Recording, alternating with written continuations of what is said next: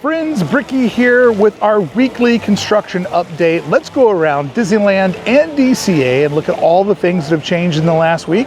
A couple of things will be changing in the very near future. And let's take a stroll around on a Sunday morning and check out all of those sweet progress vibes. I'm so happy you showed up. Thank you for being here. My name is Brickey, and make sure you subscribe to the channel if you want to keep going on these journeys with me week in and week out. All right, let's get started. Hello, beautiful.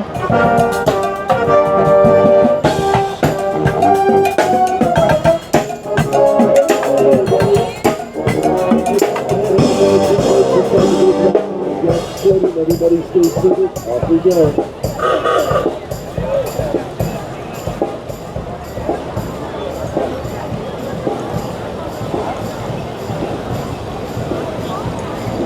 Today is allegedly the day this video goes up is the day that Pixie Hollow, after 9 months, returns back on the calendar. At least that's the plan. This has been kicked down the road a couple of times, but hopefully today people are back to enjoying magic on the edge of the Disneyland hub. The meet and greets will happen twice daily, where you and your little ones can meet Tinkerbell and some of her Pixie friends, starting at 8:15 a.m. most mornings and going till 10:30. And then the second Pixie shift is from 11:15 to 2:30. This is one of the things that I made a priority when my niece was little and we brought her here, and it absolutely made core Disney magic memories. Like a lot of kids, she talked a real big game until she was in front of Tinkerbell. Then she was starstruck and had not a word to say. As filming this, they have moved the construction perimeter up to this front area where you get taken back for the meet and greet.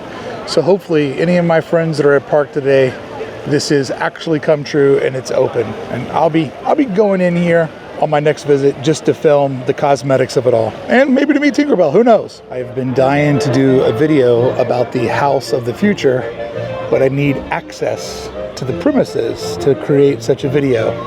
So I also have, as always, my own vested interest on covering the history of the parks, wanting a little bit of access back to Pixie Hollow. It's also just been so long since we've had the hub construction wall free. It'll be nice to just see it fully open and back to normal. But this is a whole different story. The Matterhorn unexpectedly went down on May 5th. Right here on the waterfall, some rock work fell overnight. They have been struggling to keep this attraction going.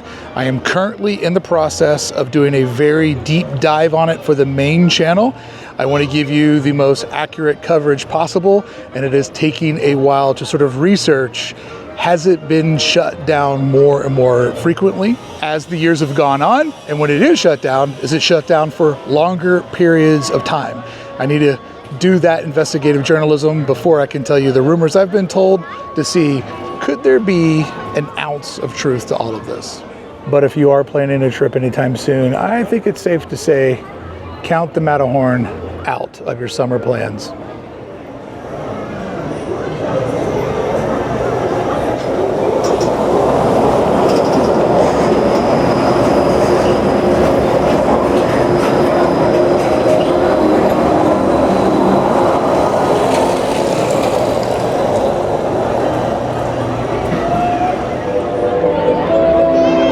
You may notice that the clock out front isn't tick-tocking back and forth. Strange, considering there was just recently a massive transformation. Hopefully that'll be back sooner than later.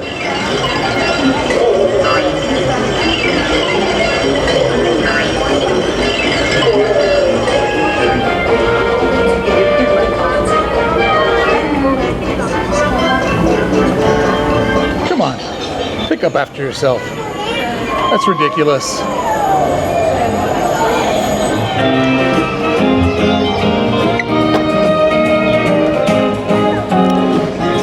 It's summertime and the fountain is full of kids playing in it as promised.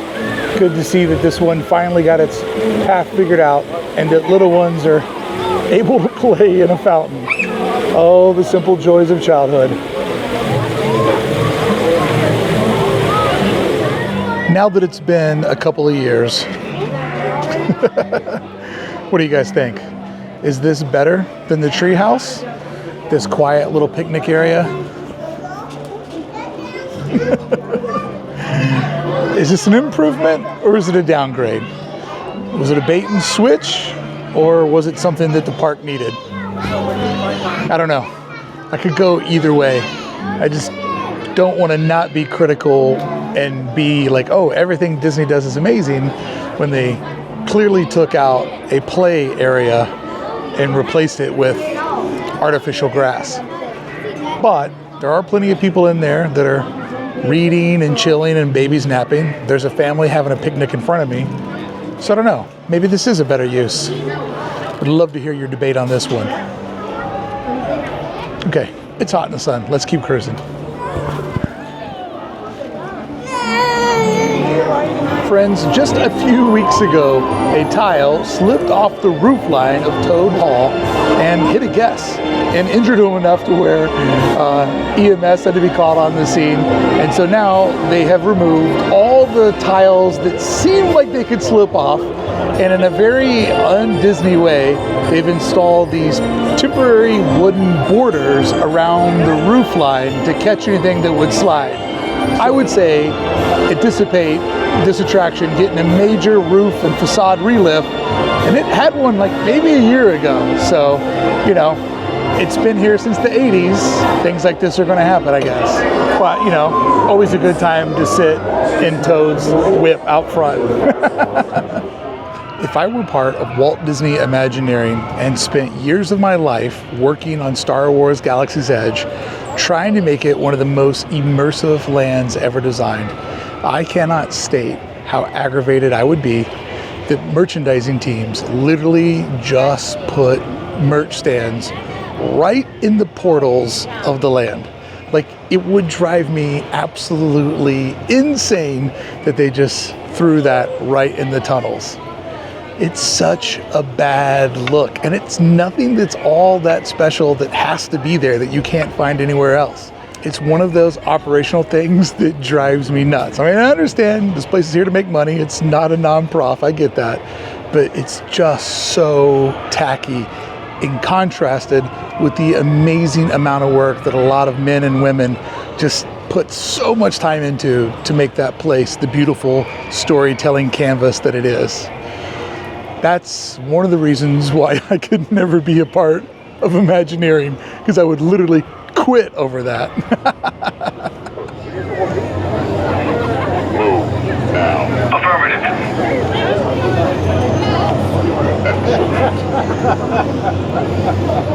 You are an ally.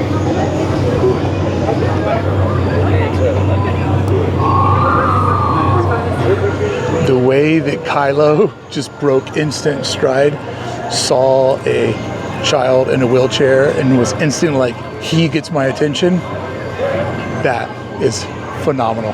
Love that. Whoa, I had no idea. Black calf slushy? Oh, let's go. All right, first rip, let's try this out. Whoa. Whoa. To all my Canadian friends, people that live in like upstate New York, go Bills. This tastes like a Tim Hortons iced cappuccino, just a little bit more turned up on the kind of that Joffrey's coffee, like acidic kick. And we were just talking about in one of the previous episodes how they need to sell something there other than popcorn. Turns out this showed up for Seasons of the Force, and it looks like it's staying around for a while, as well as a Star Wars waffle. This is insane. Very good. Would recommend, will do again. Sorry I disrupt our construction update, but I wanted to see if there's anything different. This is something I've been asking for, and kind of what makes I think these construction videos different than other people is we also will be focusing on park operations. I'm fascinated by how the park constantly reinvents itself, and park operations is a big part of that. And I should point out the space rock this time appears to be an intergalactic Oreo. I'll take it. I have never seen this before. I don't know if those are lost hats or drying hats, but that is great. Friends, I have good news about Pirates of the Caribbean. It's going back to standby only and coming off Lightning Lane. Let me explain why this is a good thing for everyone involved. Back in January of 2024, Pirates of the Caribbean was added to the Lightning Lane system because there were so many attractions that were down, they needed to add value to Lightning Lane. But that's just not the case anymore. So that's the first thing that's good. More attractions are going than they were a year and a half ago.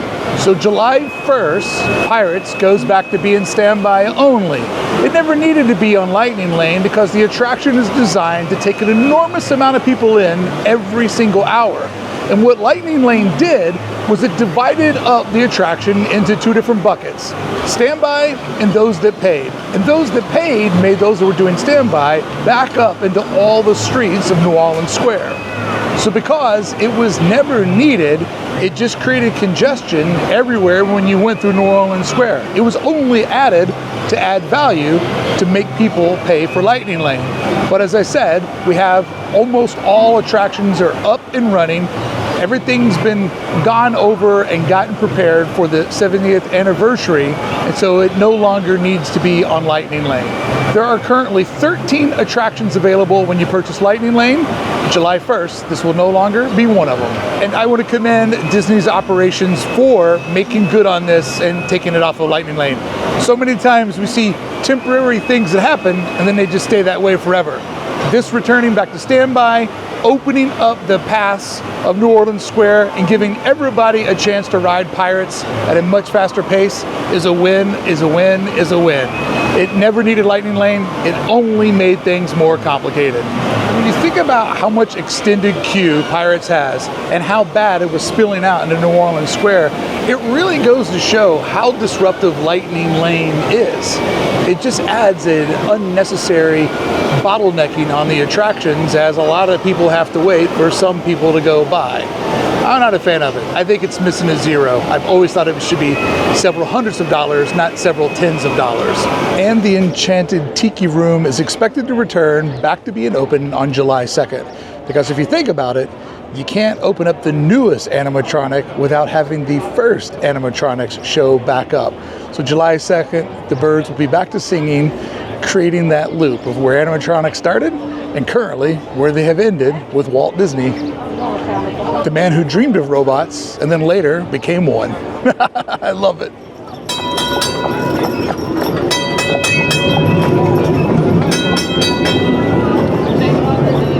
The sign still hasn't shown up on top of the Disneyland Opera House, but D23 possibly has given us a clue to what it might look like. D23 is doing a gold members event the day after it opens up to the general public, and I'm curious, does this graphic indicate a shift of colors on the front of the Disneyland Opera House, or is it just a graphic made for this event?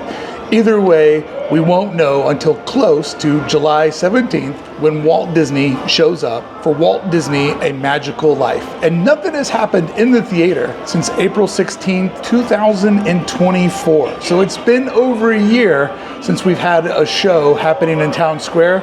I'm just beside myself waiting for this one to come back. All right, we have done our lap around Disneyland. Let's go over to DCA, where our cover story of this week is waiting for us. Due to our friends over at Mice Chat, we have a lot to get into with the future of DCA and Avengers Campus. Let's go.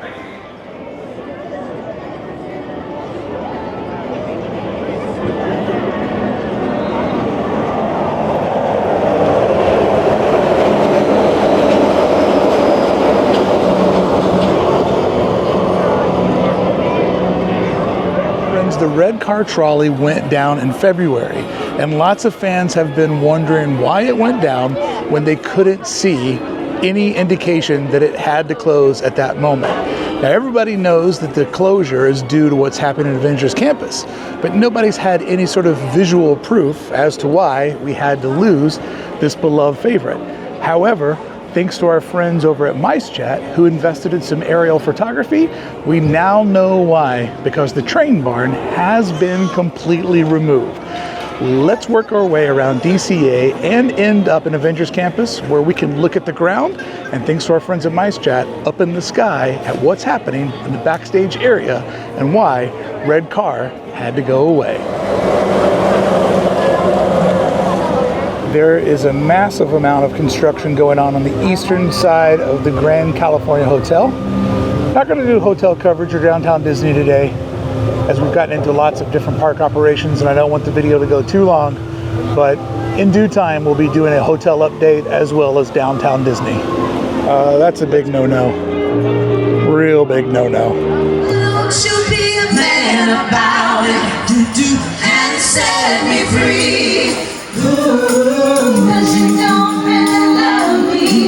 You just keep me hanging on. So apparently I was the last person on planet Earth to find out that they're building a net around Goofy's Sky School to catch dropped items. I had no idea, but many of you did. Thanks for informing me. I always look at these as a conversation between me and the community, and now I know that we are officially on Net Watch 2025. Sky School is back to doing its thing, being wild and surprising people, and you can hear an amazing band down in the gardens. The ladies are sounding great. Thank you for sharing your culture with the rest of us. Fantastic. And I'm just walking by Coco. No wait time right now.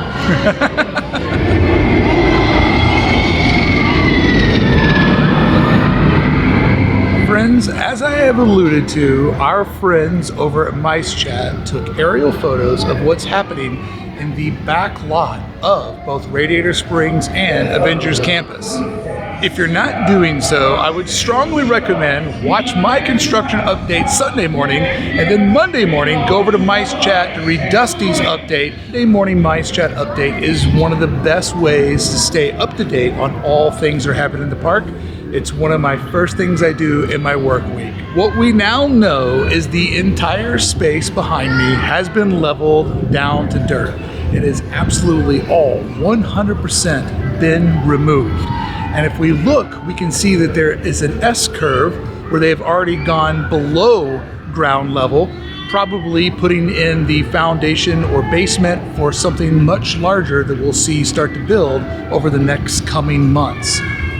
A long time ago, when they had the budget at their fingertips but didn't have their plans fully put together, the back facade of Luigi's was installed to immediately spend that budget to put in back office operations and to be ready for what was going to come next. This has been done for years. I will break down this building at some point because there is a fascinating part of it that I cannot wait to share with you. But I love that they did this knowing that at one moment they would need that building to block out the view of what was coming next. Now, as we've talked about with Coco, you can see that the service road is still intact because they're going to need to always be able to make a grand loop around the backside of the park for both operations and emergencies. But this footprint from above definitely looks big. And it makes me wonder, and we'll never know the answer to this, did we get cheated from not having one massive e-ticket and instead getting two smaller rides? Or will the two smaller rides be so great that we'll never even think about what could have been? But the old facade that used to be in this pathway, it is completely demolished and removed. All the little leftovers from Bugs Land, all the little storytelling elements, scrapped and gone.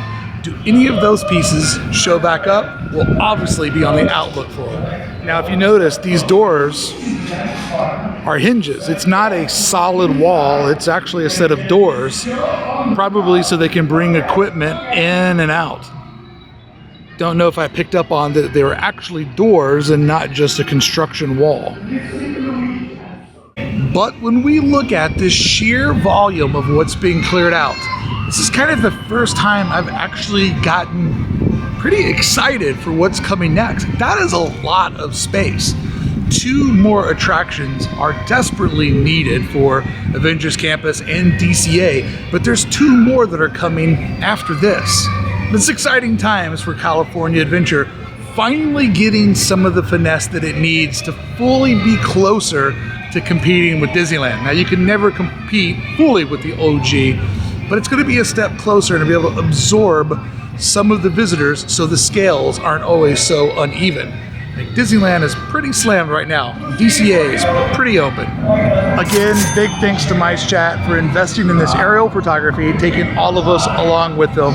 If you're not reading Mice Chat on Mondays, you are missing out. Definitely not a gate on this end, just a pure wall. Says a lot about operations, and also they probably don't want to drive anything over this surface.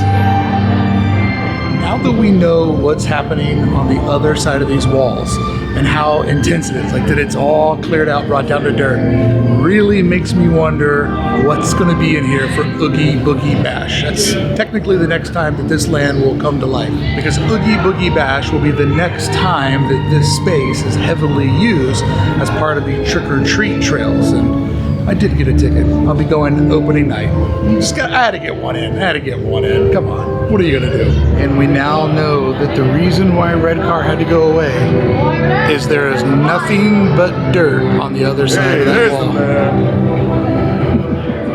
Thanks, Captain. That was great. But yeah, now we know that everything back there is literally gone. Well, friends, I've officially taken a lap around each of the parks, showed you everything that was new and updates on projects we've been following. Now I want to leave you with this question. I've been told that if a bird shits on you, it's good luck. But what if the bird shits on your camera? Is that good luck? Because that's exactly what just happened to me. To say goodbye to you on this Sunday morning, I have the band in New Orleans playing us out, and then a little cameo from the Disneyland Marching Band. Thank you so much for spending your Sunday with me and walking around Disneyland.